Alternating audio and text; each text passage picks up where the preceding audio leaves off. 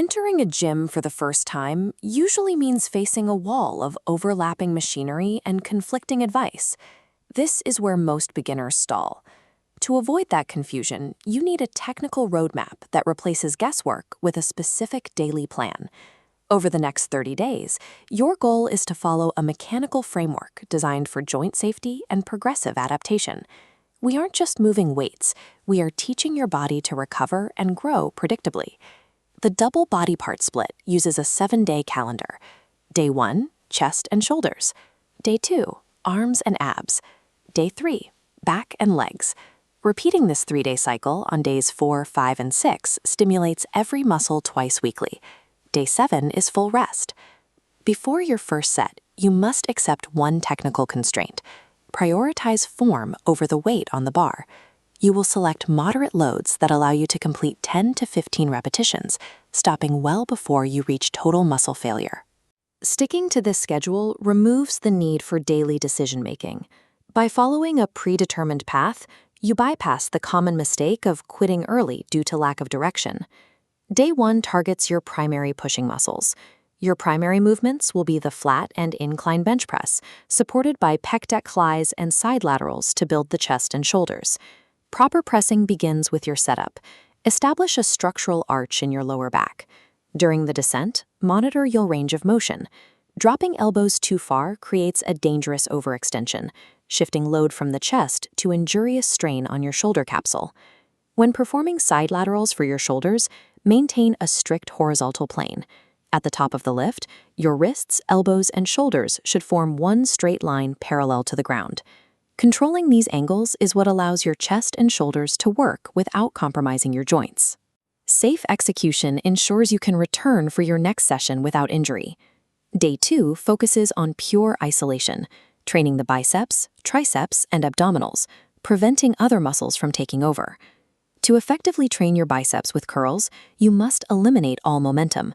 Keep your torso rigid and stationary. If your upper body is swinging to move the weight, you are no longer isolating the muscle. On tricep pushdowns, your elbows must remain pinned to your sides. As shown in this schematic, the elbow acts as a fixed hinge. Only the forearm should move to ensure the triceps are doing the work to move the handle. Arm development depends entirely on this mechanical leverage.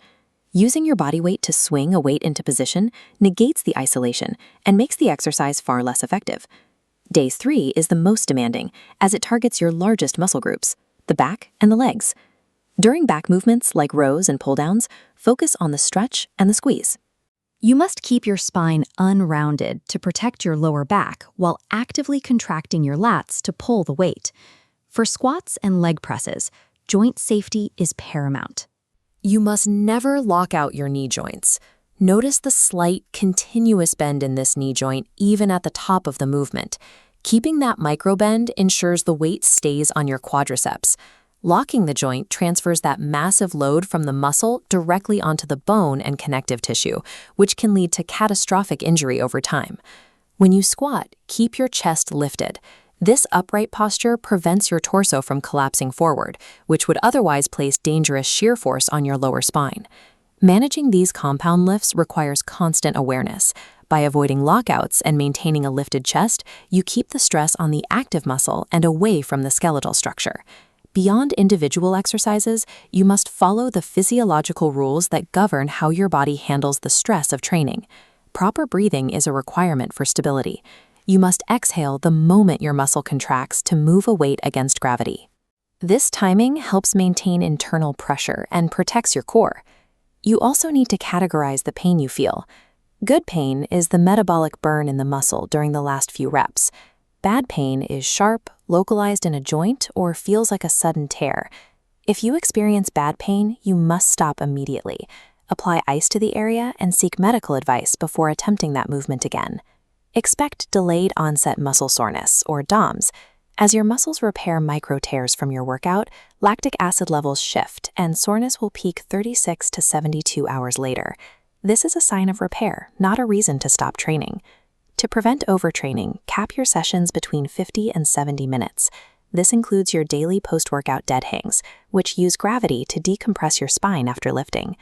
Respecting these time limits and oxygen requirements allows your body to function as a predictable system. This discipline is what prevents the exhaustion that usually stops beginners in their tracks.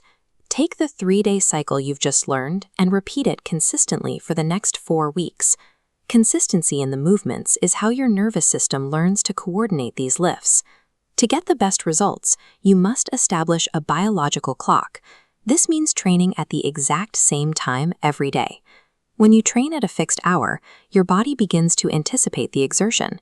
This helps regulate your metabolic and repair cycles.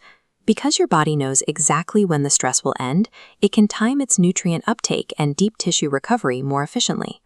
Success in the gym is as much about mental discipline as physical effort. Leave your ego at the door and commit to the technical system rather than chasing heavy weights you aren't ready for yet. Following this 30-day framework transforms a period of chaotic effort into a calculated, injury-free foundation. By sticking to the protocol, you ensure your first month in the gym is the start of a lifelong capability.